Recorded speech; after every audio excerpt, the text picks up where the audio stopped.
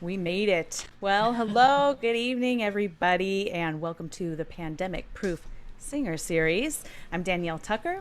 I'm a singer, a vocal coach, and I'm one of the lead singers for the Mighty Untouchables band. I'm also the creator of a new digital course called I'm with the Band, and this is a course, just a fun course for professional lead singers, and you can find that at don'tbethatsinger.com.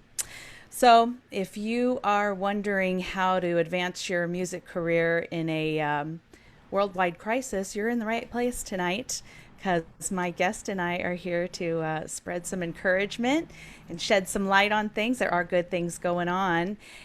So, without further ado, let me introduce her. Ladies and gentlemen, this is Veronica May from San Diego. She is a musician by night and a music therapist by day. Veronica has bipolar 1 disorder, and it's a condition that has heavily influenced her music and her music therapy. It gives her firsthand insights into how cathartic music and music therapy can be. Her messages are real, and her ability to be very vulnerable. It opens up the listeners to do the same with her. And she's very open with mental illness, sexuality. In fact, I'm quoting her homepage: human since 1982, lesbian since 1982, musician since 2001, bipolar since 2008. I love that. That's great. I just changed that actually recently. I was like, I gotta update this. Yeah. Okay. You got new stats? My new stats. Yeah. Awesome. Well, it's so good to have you. Tell me all about what you've been doing through quarantine so far. Yeah, so we actually moved to Colorado 2 weeks before pandemic was known. I don't hope you don't mind me just randomly petting a dog here, but Nope. um, so we moved here, it hit, and then we just kind of thought, okay, we have to shift what we're going to be doing. We were starting this project called the Play Me a Memory Project, my partner Becca and I, and we were going to go into homes and do like live recordings of maybe your 3-year-old child saying a word, and then we put it to like this R&B mix, and so that was like our plan. Yeah. It was like to have this as a side hustle and to develop it, and this hits, so it was kind of like, for her, she's still doing music therapy. I'm doing music instruction at this point. That's what I'm doing.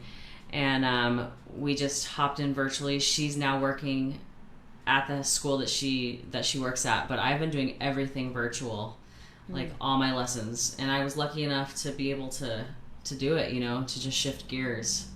Yeah. So Zoom is like, it's a godsend for me in terms of being able to, keep the boat afloat.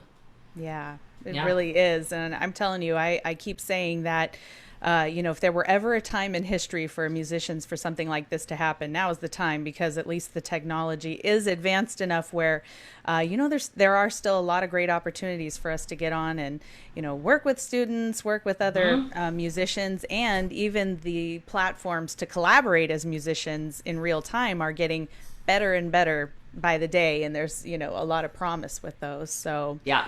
How has the virtual instructing gone for you so far? It's fun. I mean, all the tools that I can use, you can use the whiteboard on Zoom, and like just the visuals are great. I can share my audio. I can I think my favorite thing probably Yes. is the rainbow. No, it's interactive. Yeah. And there's, it's especially with my younger students, they get it. They get technology really fast. They like the chat box. They like to just be able to throw in an attachment. It's really user friendly. And I mean, after all of this is said and done, I'm pretty sure I'm just going to keep my lessons virtual. It's good for me in terms of no travel time. I can go back to back. I'm not wasting gas. Mm-hmm. I miss very much so. I miss the connection, the in-person connection. Yeah. I always do at the end of my sessions, I have this secondary camera that I use. And so I'll turn it on at the last minute and I'll ask them to give me a hug. Mm-hmm. And it's like the one way that I get to connect with my students, especially my young ones, to be like, hey, I'm here. Mm-hmm. It feels more real, I guess. Yeah. I guess trying to make it feel real and interactive is what we have to do. Yeah. otherwise, what are we supposed to do? I know some people are taking gigs, but I don't know if this is the time to take indoor small gigs right now. It's a tough call though when you need to make money. It is. It really is. No judgment, but it is like, I know. it is a hard thing. We're all in this situation where we're just, I think, what are we, 5 months into this now, almost 6 months into this now? Yep. The real like frustration and, feeling pretty sick and tired of this has genuinely settled in. And I think we're all ready to, get back to our normal lives and get back to being paid, but it just seems like right now it's kind of more important than ever that we, buckle down and, Yes. double down on our efforts to keep everybody safe. So it's a tough call. It really is. It is a tough call. And I'm lucky that I've always loved teaching. Yeah. I mean, this would be a struggle right now if I was like, I've got to teach this G chord again. But I love teaching G chord for some reason. Every time I'm like, this is how fascinating it can be. Yeah. But if I wasn't, maybe I'd be doing something else that's not even music related. Yeah. What all do you teach? I teach guitar, piano. On virtually I teach guitar, piano, ukulele, vocals, and then like songwriting theory kind of stuff, ear training, that kind of stuff. Awesome. Yeah. Well, you're a great artist. That I first met you a couple years ago when we both performed in the Back to the Garden Laurel Canyon show together. So and much fun. I love that show. And you were incredible. And I was just so blown away by you. I'd love to know more about, what originals you're doing now and what's happening in your artist life. Sure. So I think one good thing that's come out of this pandemic, I know many people may not agree, is that it's helped us focus on, for me personally, I feel like social justice issues that we wouldn't be focused on because we have time on our hands. Yep.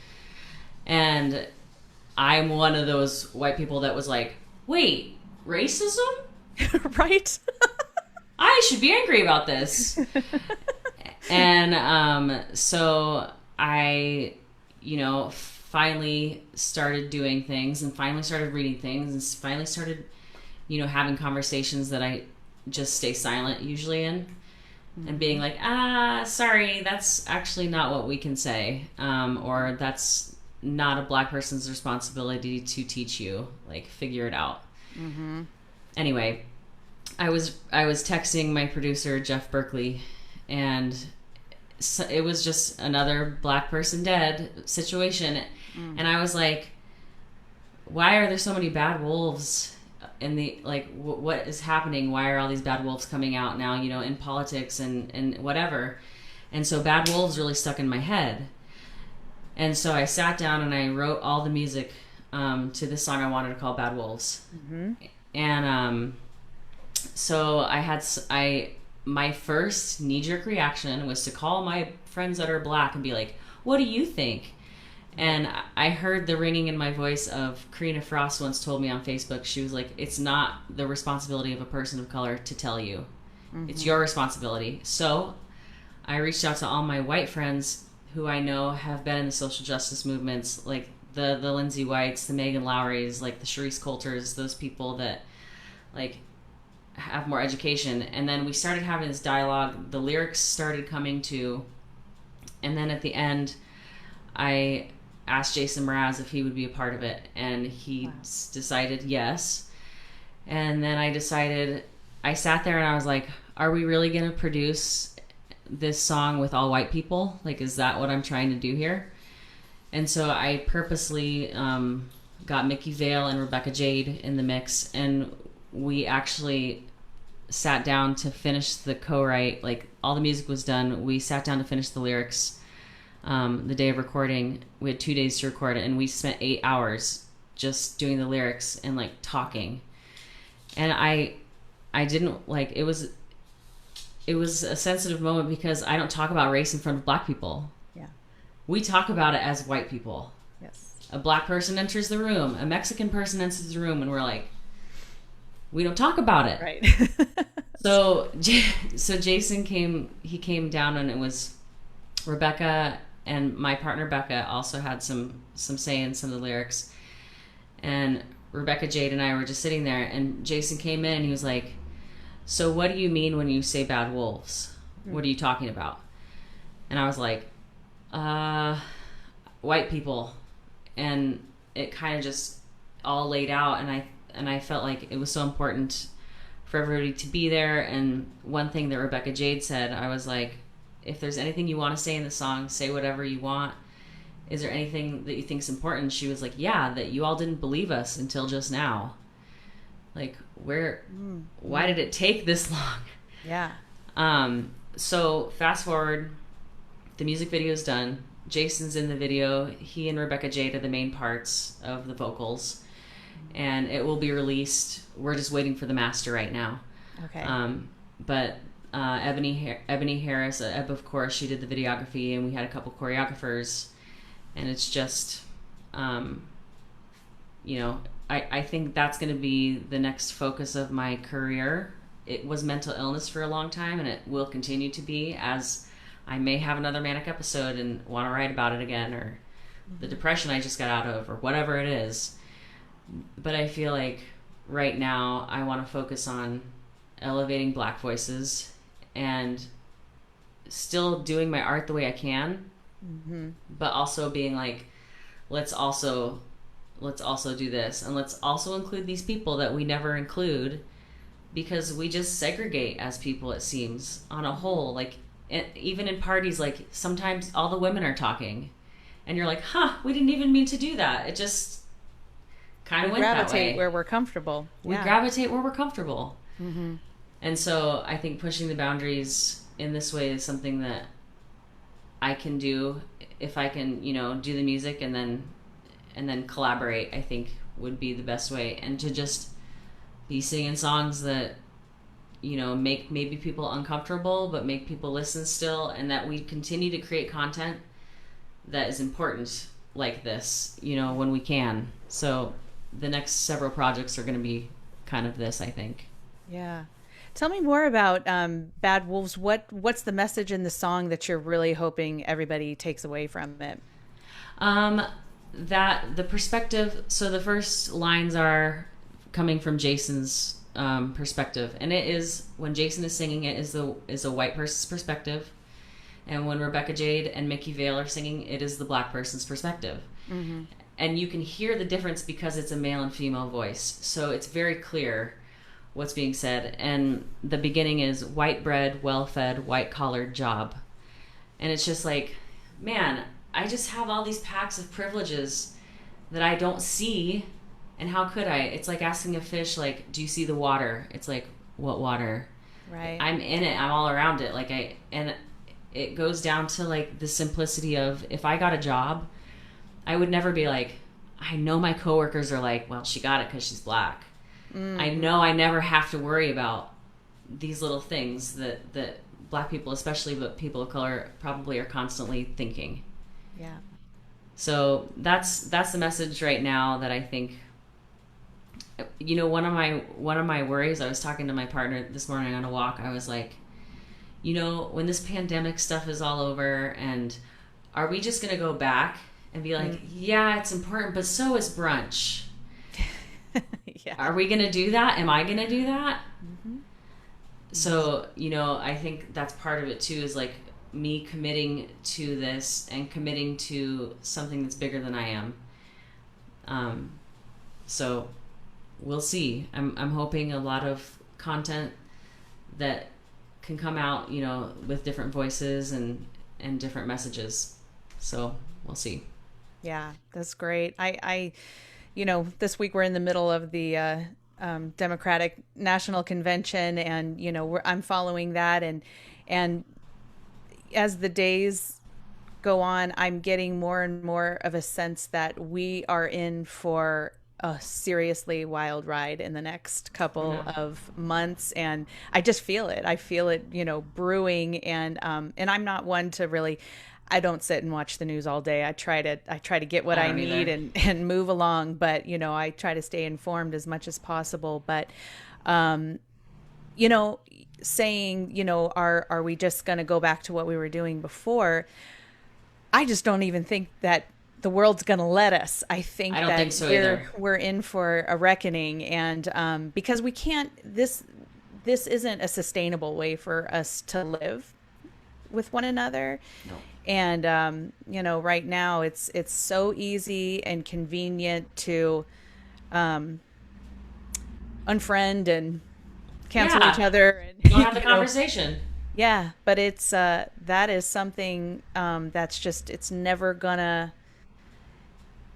result in anything good for us as a civilization. And so I just think that it potentially is probably going to get a lot worse before it gets better, and that definitely scares me, having Me two too. young kids and wondering what things will be like for them. But in the long term, I think it's probably exactly where we need to be headed. It is. And nobody wants anybody, well, I shouldn't say that. We don't want violence on either side No. as a whole. Mm-hmm. I really I try to see the other side as much as I can. Mm-hmm. And I think the only reason I'm able to do that is because, do you like how I always, do you like this? Yes. Okay, cool. Too. I'm a woman and I'm mad about this. Dang it. She's bossy. Sorry. What was I talking about? I was focused on my arm. It doesn't matter. Can we rewind Facebook Live? Is it possible to rewind Pause Facebook for a Live? sec. Let me get on my other device. Oh my gosh. Well, we doesn't were matter. talking about how I don't know, just moving forward, and how what things might, we don't want violence on either side of things, and we're Yes. trying to understand one another. Thank you. I think the reason I'm able to do that, I think there's a couple reasons. One being, I grew up in a Catholic family, wonderful people. I have a good family. And I was going to be a nun when I was 17. I was going to join the convent, and my mom was like, go get an education, and then you can decide. And I'm so glad that was the path. But I'm able to kind of remember what it was like to be like more conservative, and to look at a gay person and be like, oh, bless their soul, they're going to hell and I need to pray for them. But I remember, like, it wasn't because I was trying to be an asshole. It was because I cared. Yeah. And so I'm trying, it's difficult sometimes. Actually, maybe this person will see this on live today. I was talking to a white nationalist because I wanted to understand her perspective. Very nice woman is with another woman who's a person of color. And in my mind, I'm like, how? How does that work? Yeah. But it does. And somehow they're, I don't understand. But what I do understand is that we all have different opinions. We all have different experiences that lead us to different things. Yeah. I do not understand the other side. But I do understand that other side is most of my family. And I do understand that those people raised me and they brought me into a loving situation. So it's a tough thing, but in my mind I think, but don't all people deserve respect and dignity and all those things? And it's hard to say. Right. It's hard to say where anybody's coming from. It really is. I can 1,000% relate to the background that you're coming from. I was raised in a Southern Baptist home growing up. And, I completely embraced that. And I can remember, a time early on when I don't know, there was some sort of an audition. I had made a part in some sort of a production, as part of the production, we were going to march in a pride parade together. And I remember that being like so profoundly shocking for me. And I was very, very young. I mean, I don't think I was even a teenager at this point, thinking like, I can't do something like that. I can't do something like that. And, I'll never forget that. But I have the same situation. I love my family deeply, and but there are some radical differences of opinion. But I really believe that a lot of the change is going to start from the family out, It because is. those are the people that we're closest to and probably the most influential with, and there's no change that's going to come about in a family unless it's happening through love, loving terms and Absolutely. I mean, I feel that way about like moving here. I mean, I moved here for family. That's the reason we're here and in Colorado. And I have one other. There's 7 of us siblings, and we're all kind of scattered, but some of them are here, and it is kind of what's the word?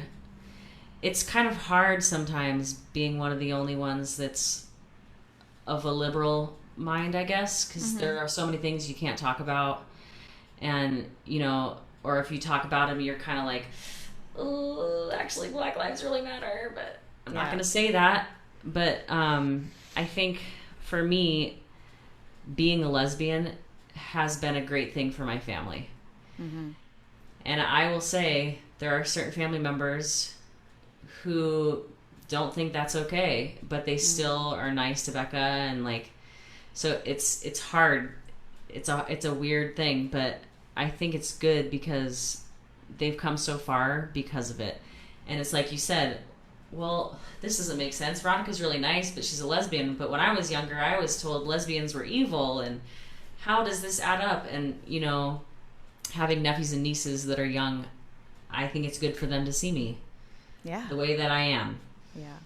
And it does start with love, and it's so sad to see how many families are torn apart over politics. It does get heated, and it needs to get heated. Like, we need to be like, no, that wasn't all right, actually. And did you see that video? Did you see what that person did? Do you have a friend that is this way? Like, having the conversations is important, but it's also important to maintain your family system. So I think both can be done. I'm so on board with that. And I think the position I'm taking is I'm just not gonna let the conditions around divide or destroy my family. I think that's what negative forces are trying to do. That's what the aim is. And if I think the more and more willing we are to have those really uncomfortable conversations, and if we just face them, because I know that discomfort when somebody says something and it's like, just trying to clam up. That's my normal go-to reaction is trying to change the subject. But the more of those, uncomfortable conversations we have, the closer we're going to get to some kind of understanding. And I think a lot of people shy away from having these conversations, one, because they're uncomfortable, but also I think there's this misconception that when we're trying to understand someone else's point of view, that means that we're making our own view vulnerable to being changed, I don't want you to convince me that that's right, or I don't want you to convince me that what I believe isn't the right way, and I don't think that's necessarily, the truth. I think it just gives us a pathway to find those bridges where we do have commonality, and we can make those connections together. And, we're never going to live in a society where we all agree on everything. But I think we can, like, inch by inch, get a little bit closer. It's not going to happen all in 2020, though. No. And I think, I was like scrolling on my phone like I do sometimes. I was like, why am I watching this? It was on BuzzFeed. And what was it? Oh, I'm not going to remember what it was. Never mind. I'm not going to remember what the exact phrase was that was used. So let's change the subject.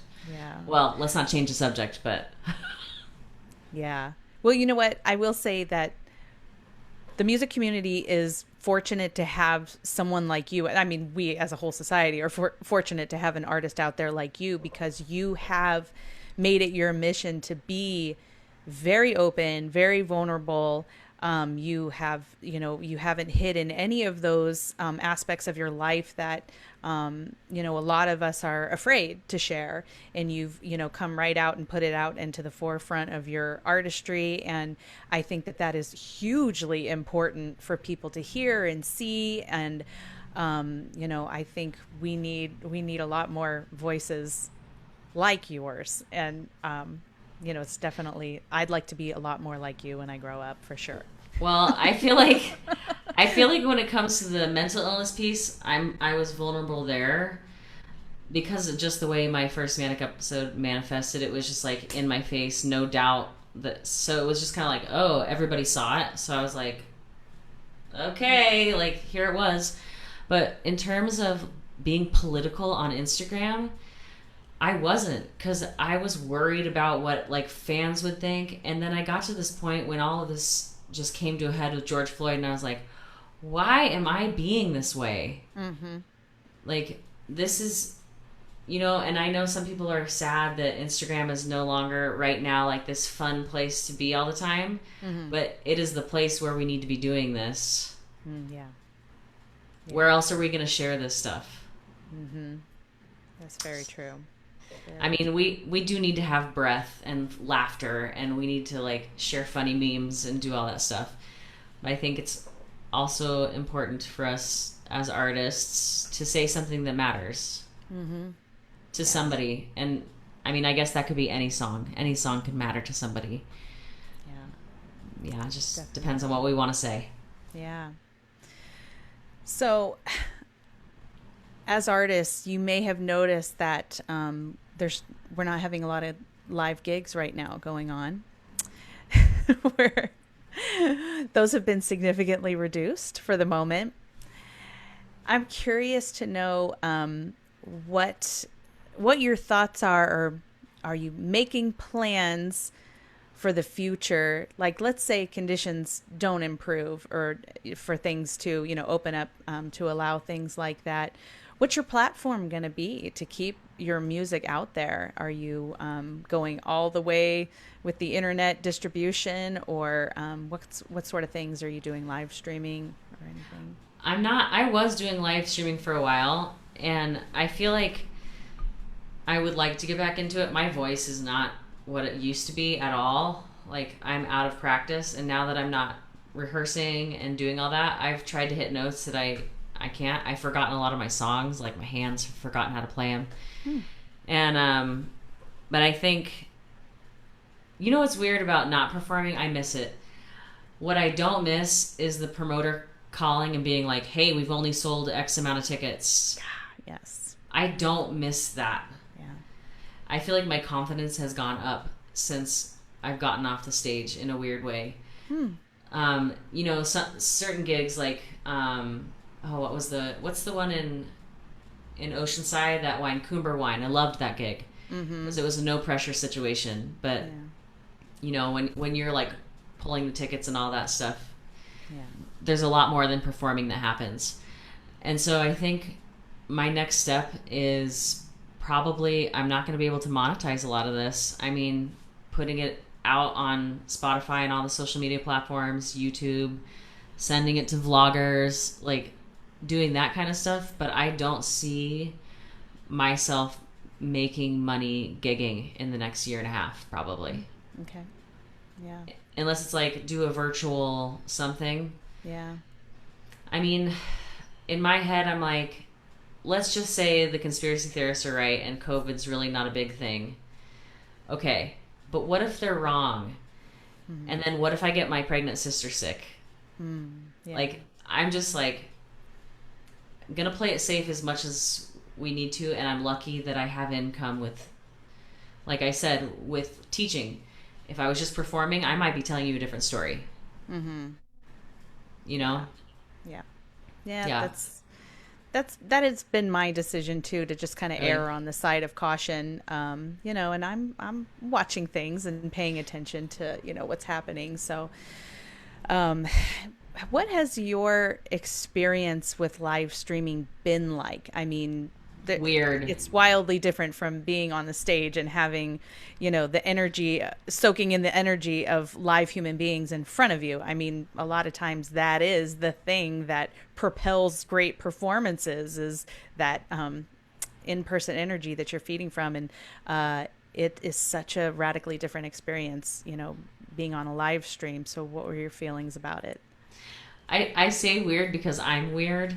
So once I started discovering more about Instagram and Facebook, like the filters, I would like plan out, I would have like a theme about the sun. And then, do you know the Teletubbies? Yes. You know the sun behind the Teletubbies? Yeah. There's a filter like that. And so I was like, I did a sun theme, and that's how I sang, was I was the face of the sun. And it would like set on accident. I'd be like, and then I would come back up. So yeah, it got weird for sure. And it was, for a while, I was very consistent with it. I don't remember the date, but it was like 7 p.m. every Friday. And I felt this weird pressure like 10 minutes before. I'd be like, is the lighting all set up? I've got to start right on time. It's got to be this way. And it's just, I guess it's our new way of getting excited about something, and it's the way we have to do it. I haven't done a live stream in a long time though. Yeah. I've been recording a lot. We have, we're just getting, there's this thing called IsoVox. If you ever need to do recorded vocals at home. Oh, okay. I just ordered one. And I use Logic Pro 9, which some people would be like, ha, Pro Tools, you fool. But Logic does some pretty badass stuff, and some pretty big names use it. But this IsoVox is, you stand into a isolation booth. The isolation booth goes to here. Wow. Okay. So you kind of open up the flap and get in, and you can close it like that. And so I'm just going to be recording and doing a lot of that. Maybe not live as much, but just like creating.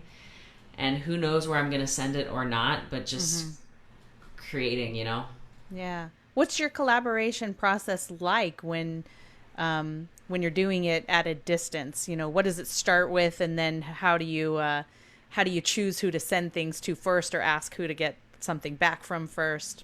So I had, for this one in particular, I had the chorus. It was just like, the country's being run by bad wolves on the hunt. They got a taste for blood. And that's all I had. So I sent everything with that in the chorus, and I didn't ask anybody to put things in an area. I asked people to tell me what they wanted to say. And then we would kind of rhyme them and shape them that way. But it was more about the content. And then everybody kind of messed with the melodies. I'd never worked on a collaboration of that size. I think 7 or 8 people had their hands in that song. But collaborating from afar, there's a track that I'm going to be working on with Kendrick from Lyrical Groove. I don't know if you know Kendrick, but so we're in the process of doing this from San Diego to Colorado. I don't know how it's going to turn out. Okay.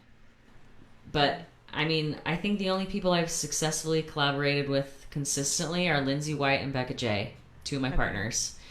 And like right now, Becca Jay is we're working on a pop punk album, and it's just all from the comfort of our home. It's the way we have to do it right now. Yeah. So. Yeah. Well, that's good. I mean, I think it's super naive for any of us to think that, like, let's just hold tight and things will get back to normal. Let's just kind of hang on there. And I never want anyone to misunderstand that that's what, this interview thing is that we're doing together, being pandemic proof. I'm not under the impression that let's just hold tight and things will get back to normal and we'll be back on the stage. But what I do believe is that music is, it's a constant force no matter what. There's a place for it. Yeah. It doesn't only have to live on the live stage, and we can still have it and be functioning with it in our lives, at a pretty serious level, and, I don't think it has to be a, I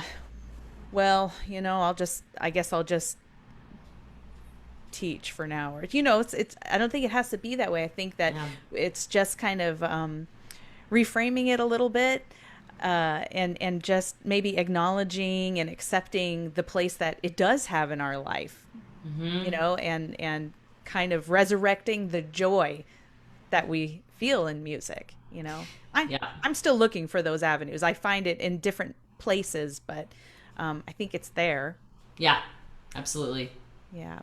And like you said, things like collaborating back and forth, as that, builds momentum, could become the place for you, or maybe it's writing back and forth, or the teaching. Yeah. Oh man. Teaching teaches me, I think, the most out of any of it. I think teaching is what teaches me the most. And you teach like every week? Do you have like several students? Yes. Yeah. How many students do you have? Do you mind me asking that? Is that a weird question? I have 12 right now. You have 12? And then you do like live streams. I'm all of a sudden interviewing you. I'm just interested in I'm interested in knowing how you're like doing this. Each musician, I'm like, how are they doing it? I haven't done any live streaming at all. We did a pre-recorded 4th of July show, but it wasn't technically live streamed. So I've investigated it. I have not actually taken the plunge yet, though. Well, I mean, you have to get like gear set up too. Yeah. You know, it's a slow process. I mean, even getting my Zoom stuff for my students was a process to get everything together. Mm-hmm. It's just a different way of doing it. Yeah. What are you telling your students right now, the younger ones? Because I've had this conversation with, other voice instructors, and we asked the question, what are we coaching them to? What exactly, if they can't be out, having recitals, if they can't be out, performing, what are we guiding them towards, And I think a live stream. Yeah. I have a couple that what I'm doing is like, well, if they have like a piano or something like that, they can do something live. But even doing something a cappella live, I'll be like, okay, we're going to set a date, and then they have this time they have to do it, and then I can hop on and watch it. Just some accountability, but it's true. It's like, what are we singing for? But then there's that question of, really, what are you singing for? Are you singing for other people? Yeah. Which, yes, we want other people to hear it, but would you sing anyway? Yeah. Would you do it still? Yep. Yeah. I know it's a big learning opportunity for us. It seems like, the people that I'm working with seem to be a lot more technically savvy than I am, but it's a good exercise for everybody, because, that is the future. I mean, it is. Like it or not, we're headed in that direction, and this is a good opportunity to just really embrace the technology, get to know it and get comfortable with it, and see where it can take us. There's a lot of cool things going on. I love all of the creative video production that's happening right now. Yep. I love all the people that are collaborating and experimenting with the low latency platforms, and seeing everything that they do. So I think there's going to be a lot of cool stuff that emerges pretty soon. Yeah, and I think it is really showing people what they're made of too. Yeah, shows you the stuff you're made of. That's for sure. Yeah. I'm curious what the students will do that are starting school this year, those that were planning to be music majors and participating in choirs and everything. When you talk to somebody who's maybe more in that age range, maybe college age and younger, besides live streaming, what do you think is an important emphasis for them right now? Is it maybe diving more into music theory, or learning to be an instrumentalist too? Yeah, so it depends on what student I'm working with. Like, if it is a vocal student, then I always ask, like, do they want to learn to songwrite? And if they do want to learn to songwrite, we always start off with a song they know, and then we take out the lyrics, and they just have to fill in the lyrics. So it's like a safe way for them to do it. Yeah. And then what I end up doing is we finally get to a point where I'm using Logic, or I can use my GarageBand for less bit. If I want to use like less space, I'll put it on GarageBand. Mm-hmm. just record a simple piano line. And then this is the only thing, and this shows us where we're privileged, is, you know, I'm lucky enough that I can record on this. Is my student lucky enough to have GarageBand? Do they have a laptop? If the answer is yes, then I usually have them get like a USB mic, and that's it. It can be like a Yeti, like $70 USB mic, and I kind of show them the ropes of how to do that. And then if they want to put it on their SoundCloud, like they could start up a SoundCloud. You know, I think it's giving in a weird way. This taking away of power has actually given us more power if we think about it. Like we're forced to learn how to do like recording software and how to write a song maybe. But with a lot of them, I mean, they have a lot to say right now. I have a student right now who's really struggling accepting what her voice sounds like. So we've been writing songs about it and like going through that journey by doing songs. Yeah. So yeah, a lot of theory in songwriting I've noticed is what the main focuses are. Yeah. Yeah. Well, going back, what was your background? How were you educated in music, and how did you come into the music world? I was lucky enough, I should say privileged enough, that I was able to get my education at Colorado State in Fort Collins, which is where we're back now. That's where we're living. And I was a music therapy major, but you have to do all the music theory and you have to have a focused instrument. Mine was percussion. So my mom was a pianist and my father was a guitarist. So I always kind of all had those two instruments. And then we did percussion through like elementary school and college. I just ended up doing percussion for some reason. So that's kind of my background, but I feel like I'm nowhere near where I want to be with what I've been given. I'm nowhere near where I want to be. Okay. Yeah, I feel like we always think that as musicians, like, if I could just do this, and then you get that, and you're like, if I could just do this. We'll that was my mission. That was my mission when all this started. I was like, all right, I'm going to take every day. I'm going to pour hours into practicing piano. I'm going to get into my theory book. I'm going to dive into it. I'm going to brush up on all those things that I have,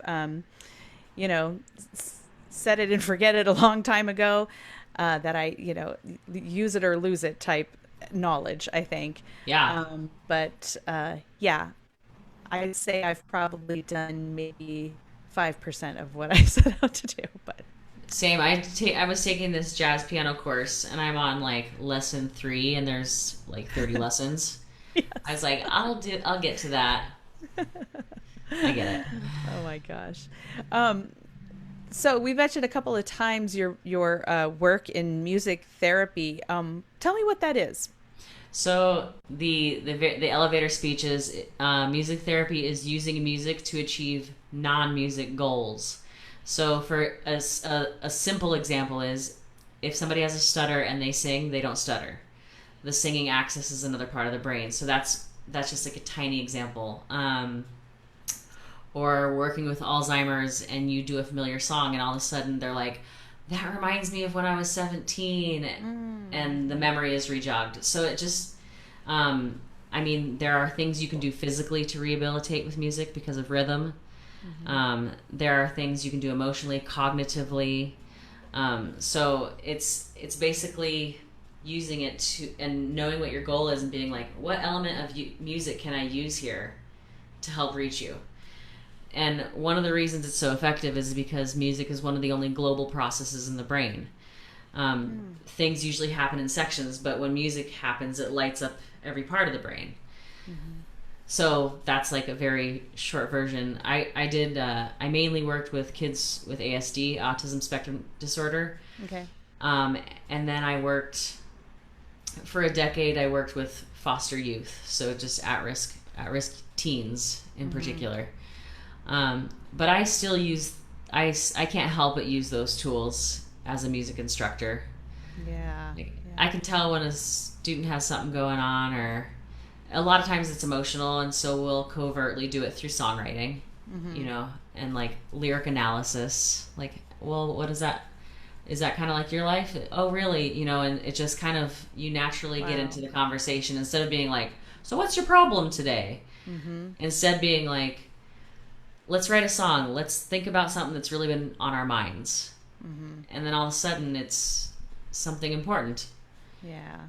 So we can all access it. I was lucky that I got to go to school for it, you know, and really see through that scope of therapy. Yeah. You know? Yeah.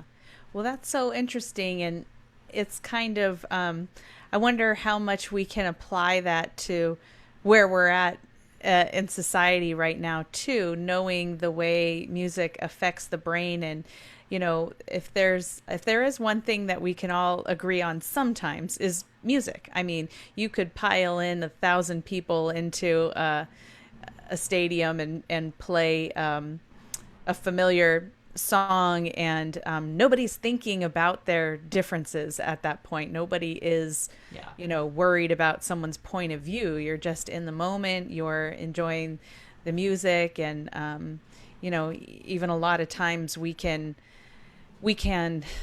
not necessarily forget, but we're not necessarily worried about what the artist's background is and what their political beliefs are. I mean, we oftentimes we know a lot of artists that can be, you know, seeing things on the other side of the spectrum that we do. But, you know, maybe as a music community, that's just somewhere that we really need to double down on, is just taking advantage of the fact that, you know, we are able to tap into that space in people's consciousness, you know, and in their hearts. Yeah, Absolutely. I think music can definitely speak much louder in some ways. I mean, it's more emotional, you know, it's more emotional than just saying something. Yeah, it definitely is. Well, man, like I said, we're so lucky that to have you in the music community. I think you're an incredible artist. I always love to see everything that you're coming out with, and I'm really excited to see the video release. When is that expected to come out? We're hoping by the end of this month. Okay. Yeah, the masters. We're just waiting for the masters, and then for the videographer to put it in, and then Rebecca Jade's releasing it. So if you're looking to find the release, it won't be under my name. Okay. It'll be under Rebecca Jade, and who just won Artist of the Year this year for San Diego Music Awards. She's such a badass bitch. She totally is a badass. So many powerful women in the San Diego music scene, including you. Oh, it's pretty cool. So that'll be released, and then I've been holding on to this music video for probably a year.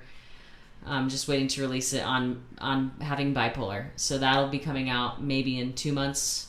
I have this content I've been holding on to since 2016. So I'm just kind of, I know Jeff Berkley is like, I recorded that 4 years ago. You gonna get on that? Yeah. We were actually gonna release an album, but then all this happened, and I was like, it's not time for that. Yeah. It'll be time for that someday. Awesome. Yeah. So you want people to keep an eye on your website, or where are you most actively on social media? I'm probably most active on Instagram. Okay. And but I will on there? Veronica May Music. Okay. Yeah, that's it. Veronica May Music. And you can find me I just updated the website. Pretty much YouTube, Veronica May, SoundCloud, Veronica May. Whatever it is. The only one that's not is Instagram. It's Veronica May Music. Cool. Great. Well, I'm totally looking forward to everything that you put out. I'll keep an eye out. I'll definitely put links in the comments to where everybody can find your music. And again, I just appreciate everything you do. Thank you so much for taking the time to come on tonight. And thank you to everybody who watched tonight. We really appreciate you, and hope that this message touched you in a good way, and that you'll share it if you think someone might benefit from it. So I guess on that, we will say goodnight for now, and I hope to see you maybe back here in San Diego or someday. Yeah. You never know. Yeah, it was great to see you. Thanks again. Yep. Okay, take care. Yep, you too. Bye. Bye.